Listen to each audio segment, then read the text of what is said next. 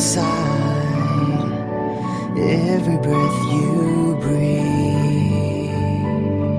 I don't want to live a day without you. I just want to be the one that makes you happy. Okay, so here I am walking along in the snow. We had a snowfall last night. This is the kind of snow that Washington State gets, few and far between, or I should say Western Washington, because Eastern Washington gets a lot of snow. Anyway, I was just thinking about when I was in Wisconsin and I was a kid. We would run out and go sledding, and we would sled all day in like 10 below zero. And it was like a major blast. There was this hill, we call it, and turn it so you can see the cool view behind me. There's this hill, well, that's the parking, the driveway. Ha! Okay, so there is no cool view behind me. We had this thing called the Nike Side Hill, and it was they were really steep hills, even for Wisconsin, or for other places besides Wisconsin, I should say. They were pretty steep hills. And, you know, you didn't have a lot of control over where your sled went. And it was a blast. Nobody thought about things like, you know, I mean, we crashed and stuff, but when you got on your sled and you went down the hill, it was a blast, right?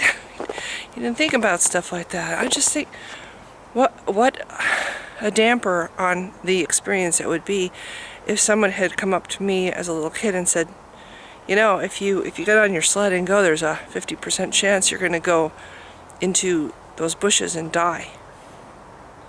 You know, so the only way you're going to navigate this hill correctly is if you do this one thing, you know, otherwise you're going to die.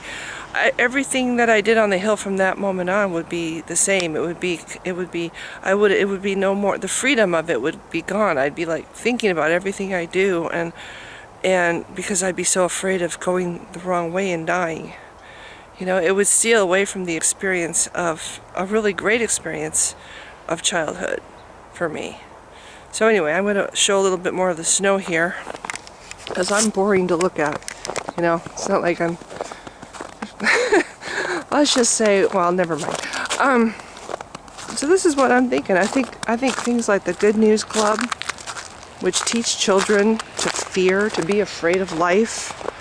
Look at the snow. It's even stuck on the main road here. That's pretty amazing. That doesn't happen a lot. Yeah, this is the street in front of my house. Pretty funny, huh? But yes, oh, and this car here is trying to navigate the hill. So, what was I saying? I totally forgot. Oh, Good News Clubs. You know, you probably have them in your state, and if you're a Christian, you probably think, oh, they're really wonderful. But what they do is they teach children fear.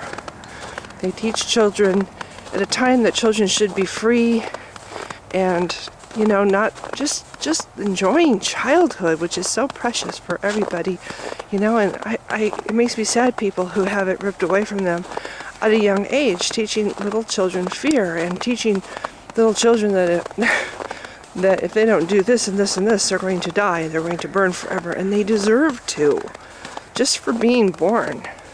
So yeah, I think there needs to be more opposition to the Good News Club. I think it's a very bad thing.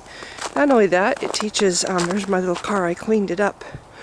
My poor motorcycle, which I haven't ridden in months because currently uninsured on my motorcycle.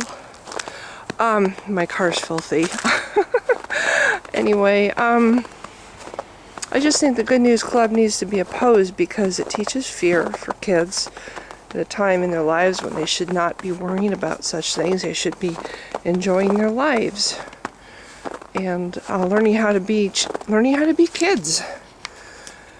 And it also teaches separation. Kids, you know, it's a club, and if you're not in the club, then you're not one of us. And I mean, it's hard enough to be a kid anyway and fit in, but if you're not in the club, you know, it's like, see if I can. Hi. Look, Mom, no hat. No. If you're not in the club, that's just one more reason to be separated or have the kids separate, you know, look at you as something separate and pick on you and ostracize you and and basically ridicule you and tell you that you're going to hell and stuff. And I'm sorry, it's just not, it shouldn't be a part of childhood at all. So I thought I'd take this opportunity to show off our little snowfall. People in Wisconsin would laugh at this snow.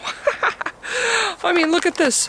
Look at this. It's like, see if I can zero it in. Look at how deep it is, guys, from Wisconsin. Look at that. Ooh, this is my finger. Look. Ooh. It's so deep. Oh, yeah, but you know what? When you don't have snow and then you get a little bit of it, it's kind of nice. I love Wisconsin, and I miss the snow so much. But Washington State is a whole nother story when it comes to snow. Nobody here knows how to drive in it. Nobody even shit, it rains and people freak out here. Bunch of weenie drivers. So anyway, that's what I wanted to say. I wanted to try to show the snow and put in some kind of message. And lately I've been kind of reviewing things about the Good News Club, thinking about maybe trying to do stuff in my community to oppose this cult that is poisoning the minds of our children. And I just think that, people who want to talk about making their lives count and making, finding meaning in their lives, opposing something that is so wrong is even just writing letters. If you do nothing else, writing letters, finding out what schools have this thing, and then writing letters to the principals, and pointing out that this is bullying and harassment of young children, and intimidation of young children. Not to mention it programs them. It's indoctrination and it's brainwashing. So anyway, short video. I just wanted to show the snow. We had one earlier this year, but it wasn't quite this impressive. So if you've been watching, thank you. Bye.